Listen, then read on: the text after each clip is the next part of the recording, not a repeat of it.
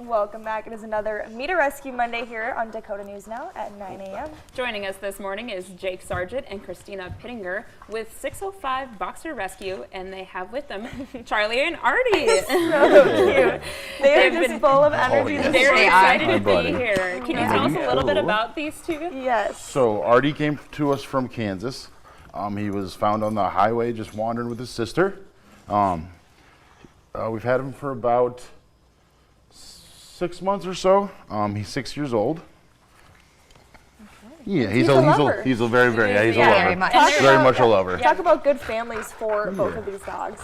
Yeah, both of them fenced-in yard. They like to run around. Charlie would need a fenced-in yard because she is deaf, so it's hard to get attention to a dog that you can't call.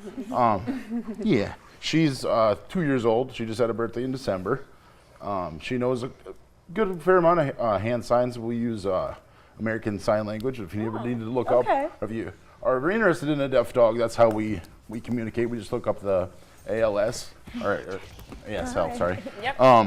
And use those signs, kind of like baby sign language, if you will. So they're trained pretty well. Yeah, you get them, you know, fostering them. Really, all these dogs need is just love and basically, yeah. We always need fosters. I always call it you're basically like a glorified baby dog sitter. Is what you are, because we provide everything for you. Yeah. So how, and I was going to ask about, what are the tribulations of having a deaf dog? That's really cool that you guys use American Sign Language. Is there any other? Having another dog really helps. Yeah. Okay. Because they watch what they do, and then they're like, oh, this means sit. This means, oh, we're going outside. Then you just correlate a hand sign or your body language with it, and you go from there. So if people want more information on the dogs, how can they find 605boxerrescue.com. We have all of our different stuff on there. All of these guys are on there, and we have an events page with up and coming things.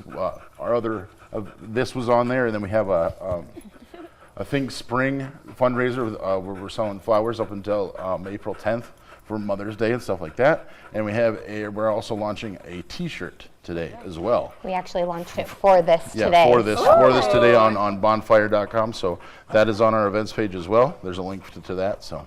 What are other ways people can kind of get involved with you guys and maybe help out? What are some things that you guys typically need with assistance? Basically, a lot of times we're looking for volunteers for different events. Setting up and tear down is the biggest problem we have, because sometimes, like for our photo events, it takes about an hour and a half to set up the backdrops and stuff, and then after that it kind of goes pretty easy. But yeah, we have a volunteer form on our website as well. You guys can fill that out. We basically just meet, have like a little meet and greet, lunch, coffee, whatever. Talk about what you're interested in, what you want to do to help us out. Same with the foster and the adoption applications. Those are also on there. Cool. So. And boxers I've had some experience with boxers. They're a really high energy dog. They are extremely high energy. They live fast is always what I heard. Yes. So is there anything people should know if they're specifically interested in boxers? They are definitely high energy. It doesn't matter how old they are. I personally have almost 11-year-old who thinks that she's 2.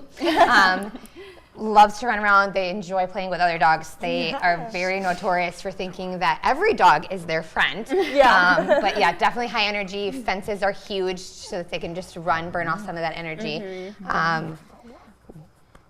Just lots of energy. Well, thank you so much for being here this morning and bringing these adorable pups. I know. We love it when we get to see some dogs. So never a bad day. Yes. We'll stick around. We'll have more after the break.